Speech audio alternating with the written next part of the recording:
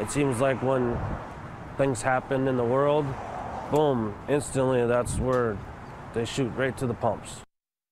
As the Texas Gulf Coast struggles to recover from Hurricane Harvey, Colonial Pipeline has started a segment of a major pipeline that moves fuel from Texas to the Northeast. Flooding shut down part of that pipeline, driving up the gas prices nationwide. CBS News reporter Conan Gasquet live in Birmingham tonight. And Conan, you talked to folks who are feeling the pain right here at the pump.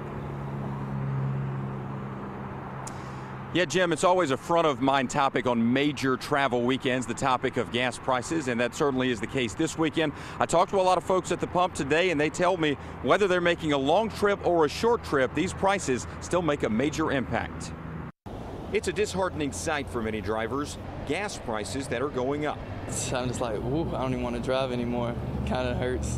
Colton Williams has to keep a close eye on them. He's from Birmingham but goes to college in Kentucky. Coming home this weekend was more expensive than usual. And that's a 5-hour drive, and it's kind of like extra $10, $11 to fill up.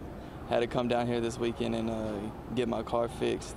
So it kind of, having to drive here and back in the midst of a couple of days, it's kind of hurting. It's hurting a lot of drivers these days. AAA says Alabama gas prices are up 37 cents in just the last week. It's kind of ridiculous, it just makes you really wonder, what's going on and, how can it get better? When will it get better, actually? Tavante Drake lives in Birmingham. He didn't have any big travel plans this holiday weekend, but right now he's reluctant to travel very far at all. I'm trying to keep everything, on this side of town. Whatever I need to do, keep it on this side, just so I can make sure when it's time to go to work, I'm good. I don't have to worry about going somewhere, going on the side of town where I work and gas being higher. He's also working with friends to cut costs. Who's going to drive, instead of taking 2 cars, who's going to drive this 1 car? We focus on that gas. So just trying to really figure out when it's going to go down, really.